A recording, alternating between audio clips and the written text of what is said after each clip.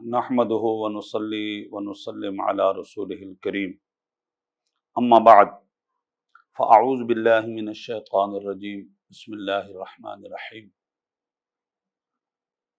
جملہ سامعین، خصوصی طور پر ہمارے سوشل میڈیا کے اور مختلف چینلز پر ہمارے جو دیکھنے والے سننے والے سامعین ہیں، آپ کی بارگاہ میں ہم درس حدیث پیش کرتے ہیں جو ہمارا کئی سالوں سے سلسلہ چلا آ رہا ہے۔ درس حدیث کی طرف بڑھتے ہیں۔ ان ابی ہریرہ رضی اللہ تعالی عنہ قال قال رسول اللہ صلی اللہ علیہ وسلم المیت تحضرہ الملائکہ فاذا کان الرجل صالحا۔ فرمایا کہ موت حق ہے، مرنا برحق ہے، اس میں کوئی شک نہیں ہے، لیکن مرنے والے جو لوگ ہوتے ہیں وہ مومن بھی ہوتا ہے، کافر بھی ہوتا ہے۔ فَإِذَا كَانَ الرَّجُلُ صَالِحًا، اگر کوئی صالح آدمی ہو، جب وہ قریب المرگ ہوتا ہے، اس کی موت کا ٹائم آتا ہے اور دنیا چھوڑنے کا ٹائم آتا ہے، اللہ تبارک و تعالیٰ کے فرشتوں کی ایک جماعت اترتی ہے اور وہ آ کر کہتی ہے اخرجی ایتھا النفس الطیبۃ کانت فی الجسد الطیب۔ بڑے مقدس الفاظ ہیں، اے پاکیزہ روح جو پاکیزہ وجود میں تھی۔ اب ایک سوال ہے کہ روح ہر آدمی کے وجود میں موجود ہے، لیکن فرشتے مومن کو جب خطاب کرتے ہیں، مومن کو، روح کو جب بلاتے ہیں تو اس کو بھی طیب کہتے ہیں اور اس وجود کو بھی طیب کہتے ہیں۔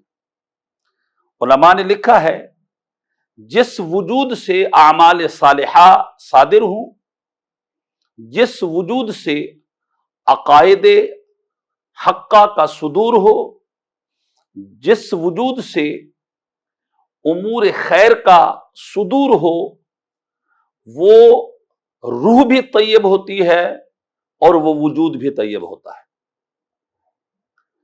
اخرجی حمیدہ وابشری بروح وریحان ورب غیر غضبانہ، یا غضبان دونوں طریقے سے لکھا ہے کہ اس کو منصرف بھی پڑھ سکتے ہیں، غیر منصرف بھی پڑھ سکتے ہیں۔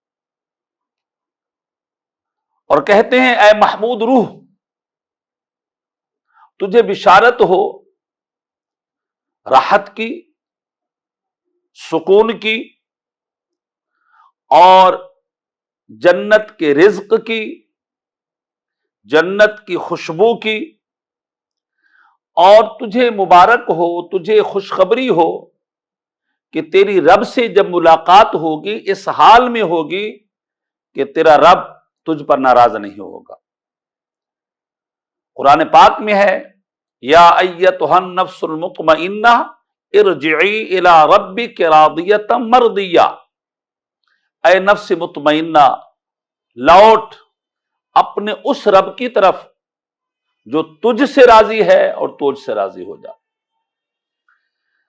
اللہ اکبر۔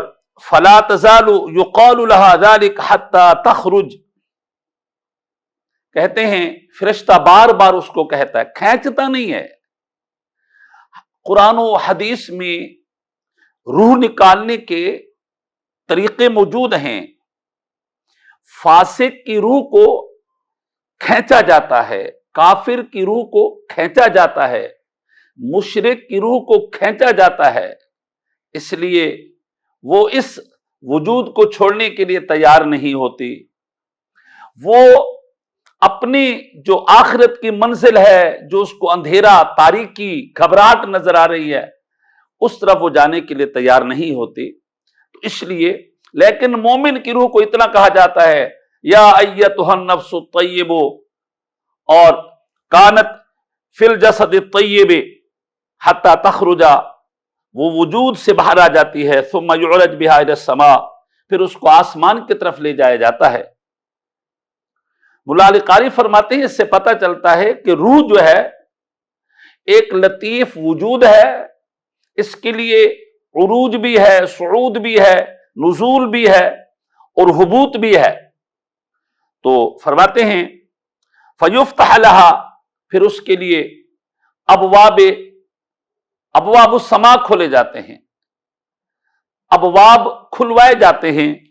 فیقال من ھذا، جب دروازہ کھٹکایا جاتا ہے تو فرشتہ پوچھتا ہے کون ہے یہ؟ فیقولون فلان ھذا فلان، تو وہ فرشتے کہتے ہیں کہ یہ فلاں آدمی ہے، یہ فلاں آدمی کی روح ہے۔ فیقال مرحبا بالنفس الطیبۃ کانت فی الجسد الطیب ادخلی حمیدہ وابشری بروح وریحان ورب غیر غضبان یا غیر غضبان۔ بہرحال تو وہ کہتے ہیں فرشتے واہ واہ، بڑی مقدس روح آئی ہے، بڑا مقدس وجود آیا ہے، اور ہم اسے اللہ کی بارگاہ میں یہ محمود بھی ہے اور حامد بھی ہے، اللہ کا شکر کرنے والی بھی ہے، راحت کی بشارت ہے، جنت کی نعمتیں، جنت کے ارزاق اور جنت کی خوشبو کی بشارت ہے، اس حال میں کہ رب اس پر ناراض نہیں ہوگا۔ فلا تزال يقال لها ذلك حتى تنتهي الى السماء التي فيها اللہ، فرشتے اس کو مبارکباد کہتے رہتے ہیں، فرشتے اس کو مرحبا مرحبا کہتے رہتے ہیں، فرشتے اس کا استقبال کرتے رہتے ہیں، فرشتے اس کے لیے جو ہے بشارتیں اور فرحت و سرور کی جو ہے وہ خوشخبریاں دیتے رہتے ہیں، اور یہاں تک کہ وہ روح اس آسمان تک پہنچتی ہے التی فیہا اللہ، جس میں اللہ ہے۔ یہ بات یاد رکھیے گا، علماء نے لکھا ہے یہاں پر اللہ سے مراد نور اللہ، اللہ کا نور مراد ہے، رحمت اللہ، اللہ کی رحمت مراد ہے، تجلی الہ مراد ہے۔